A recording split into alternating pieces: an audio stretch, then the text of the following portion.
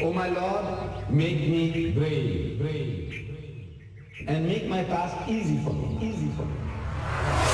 Faith, step onto the cloud of Islam, and you will discover the light of Iman. Proclaim this message entrusted to you, and the cloud of Islam will carry you.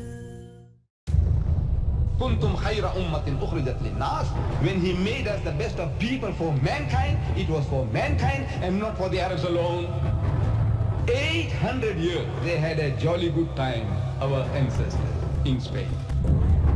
But they didn't propagate the faith. They didn't do the primary duty of the Muslim was to propagate the faith.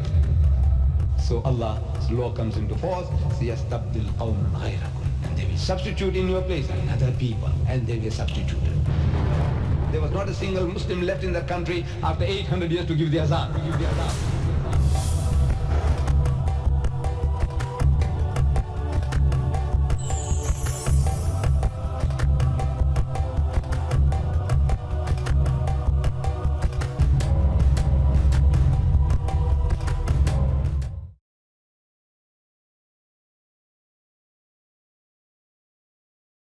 أعوذ بالله من الشيطان الرجيم.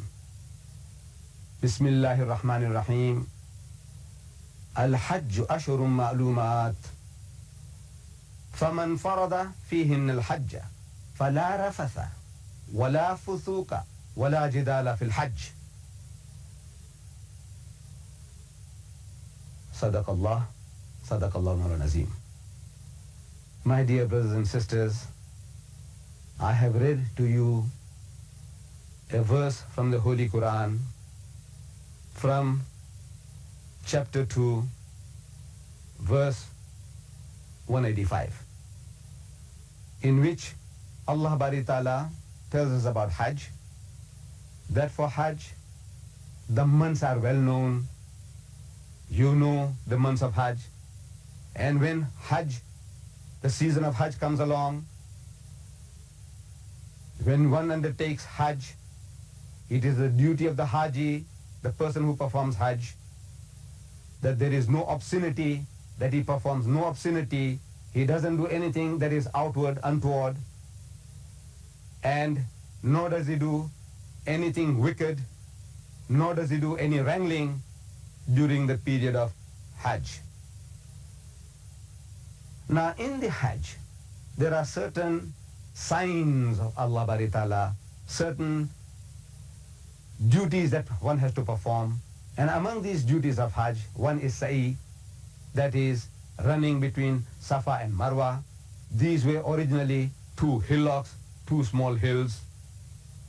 And the history goes that Hazrat Ibrahim alayhi salam, the holy prophet Abraham, the father of the Jews, the Christians and the Muslims, everybody reveres this messenger of God as Father Abraham, Father Abraham, Father Abraham.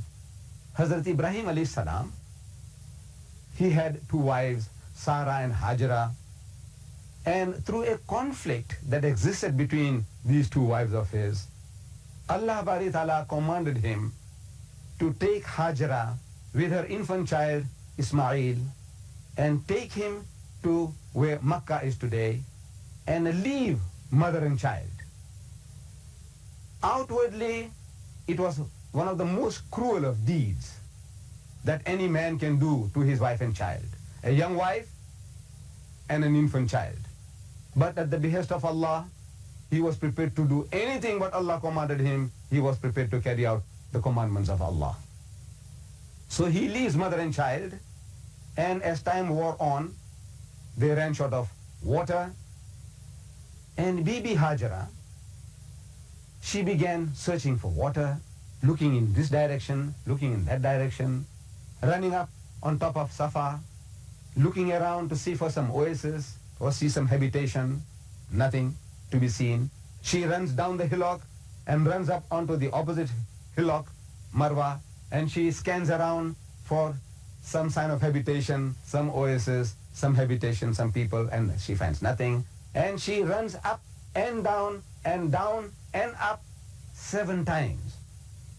Allah subhanahu wa ta'ala took such a liking to this compassion, this love that she had for her infant child, that he made it fard upon the Haji, the man who goes on pilgrimage, that he must also go through the same process of up and down 7 times. Now Allah had a purpose in this, of making us to go through that. As a discipline, as a sign, as a monument of remembering Allah. Then he made Ibrahim, Hazrat Ibrahim alayhi salam, to build the Kaaba. Hazrat Ibrahim and his son, young man, when Ismail grew up, to say, of age of discretion, about 12 years of age, him, father and son, they began raising the walls of the Kaaba. As a cubicle, a square building, plain and simple building, dedicated to the worship of the one true God. We say it was the first house built on God's good earth for the worship of the one true God, Allah subhanahu wa ta'ala. And he was made to shout, to give the call, for people to hearken to the call, to come along and do tawaf around this house of God, to show his love and dedication. And when the Muslim performs Hajj, he goes around the Kaaba 7 times, the tawaf 7 times, and as he walks around the Kaaba, he is made to proclaim the talbiyah, the reminder, labbaik, Allahumma labbaik, means here I am, O Lord, here I am, O Allah, here I am, labbaik, here I am, la sharika laka labbaik, you have no associates, here I am, innal hamda, says to you is due all praise, wa ni'mata, and all beneficence, all bounties proceed from thee, laka wal mulk, and yours is the dominion, yours is the power, yours is the rule, la sharika lak, and you have no associates. Now this is the slogan, 1400 years old, and this year some 3 million Hajis, they went through that ritual of going around the Kaaba 7 times, making the tawaf and repeating this formula. Labbaik, Allahumma labbaik, labbaik, la sharika laka labbaik, innal hamda wa ni'mata laka wal mulk, la sharika lak.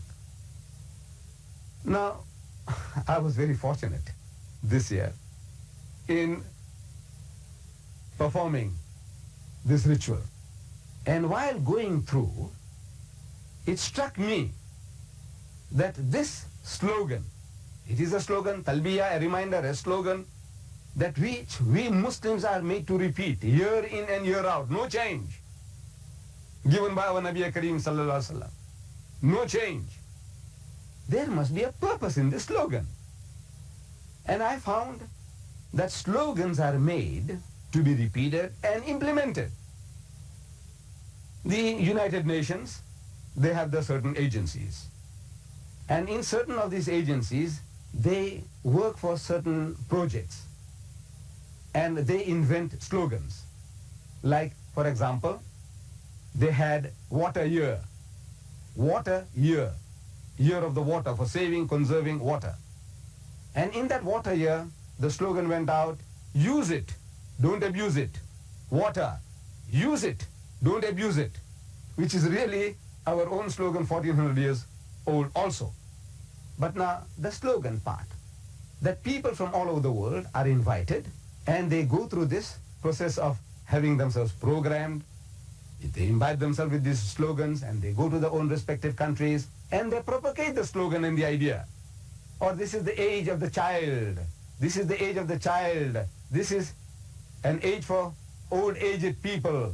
So it says, your mother, an old age home is not her destination. You must look after your parents, and on and on. These are really, to me, Islamic slogans, which the United Nations in some form or another, under novel names, they try to implement it. And these slogans are carried out in all parts of the world, in different countries. But this slogan that we Muslims are repeating, year in and year out, the most unfortunate part is this, that we have done nothing. We are doing nothing to take them back home, into our own respective countries. We leave the slogan behind. No doubt we take the dates from Makkah and Medina, and we buy all the trinkets from Makkah and Medina. Things are very cheap. But the main purpose of Hajj which is to see that this slogan is implemented, to see that shirk is obliterated from the face of the earth. This, unfortunately, the Muslims have forgotten this lesson to imbibe. وآخر الدعوانا أن الحمد لله رب العالمين. أعوذ بالله من الشيطان الرجيم.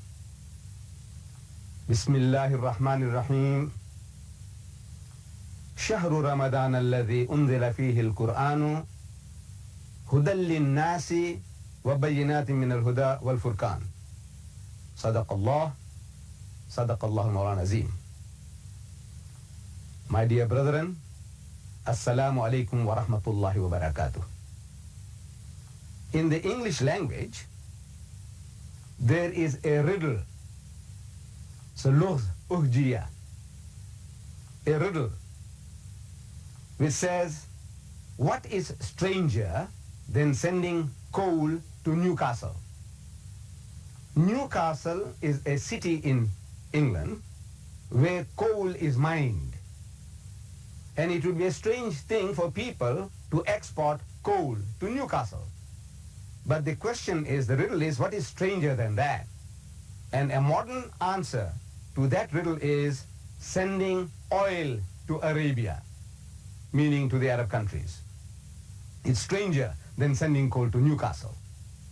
Now, I, as a Muslim from the southmost tip of Africa, nearest to the South Pole, I am coming here to Arab lands, to Muslims who were originally where Islam started from, and I am coming to tell them something about Ramadan. And in telling them so, I have quoted a verse from the Holy Quran, from Surah Al-Baqarah, that is chapter 2, verse 185. For the non-Muslims watching this program, how can they have access to such a verse? The first method is that you ask any Muslim, and if he tells you about a surah meaning chapter, and he says Baqarah, in this volume, which was presented to me by the Presidency of Islamic Courts and Affairs in your city of Doha, Qatar, in this volume of a translation of the Holy Quran, if you open the index, right at the back end of this volume is an index. Under B, you will find Baqarah, and if you look up, Baqarah means chapter 2. So you open chapter 2, you get to verse 185, and you will get this verse about Ramadan, the month of fasting. It says, شهر رمضان الذي أنزل فيه القرآن. Ramadan is the month in which the Quran was revealed. هدى للناس. In it is guidance for mankind, not only for the Arabs, not only for the Indonesians, not only for the Pakistanis, but for the whole of mankind. هدى للناس وبينات من الهدى والفرقان. And it is a fuller explanation of the revelation of God, and a guidance, and as a discrimination, as a standard of judging right from wrong. This is the Quran, the final revelation of God Almighty to mankind. So Ramadan is the month in which the Quran was revealed. And 2 verses before this one, in verse 183, we are told, Ya ayyuhalladhina amanu, say, O you who believe, O men of faith, kutiba alaykum siyamu kama kutiba ala alladhina min qablikum. Says fasting has been ordained for you, has been prescribed for you, as it had been prescribed for those before you. لَعَلَّكُمْ تَتَّقُونَ, that ye may learn self-restraint, that ye may learn discipline. The purpose of fasting, we find here, told to us by God Almighty, is not just to starve ourselves, but that we may learn self-discipline. And there is nothing new in this. It is not entirely something novel, that God Almighty had ordained this system of fasting for the previous religious systems. In Judaism, the religion as taught by Moses, fasting was prescribed. In the religion as preached by Jesus Christ, Hazrat Isa alayhi salam, fasting was prescribed. And we read in the Christian scriptures, in what is called the New Testament in English, that Jesus Christ, he told his disciples that when you fast, do not fast as the hypocrites do. They do not wash their faces and they do not brush their hair. But when you fast, you must wash your face and brush your hair of a happy countenance, that nobody knows that you are fasting, because you're fasting for the love of God. So in Islam, this is one of the major principles, pillars of Islam. And the Muslim, he looks forward to this holy month of Ramadan. And the Ramadan of the Muslim, the holy month of fasting, is counted according to a lunar calendar. We in the West, people in the West, we have a Gregorian solar calendar based on the movement of the sun, 365 and a quarter day a year, and another 365 and a quarter, and another 365 and a quarter, and at the fourth turn of the earth around the sun, they add a day, which means they have a lunar, they have add what is called, in February, they add an extra day.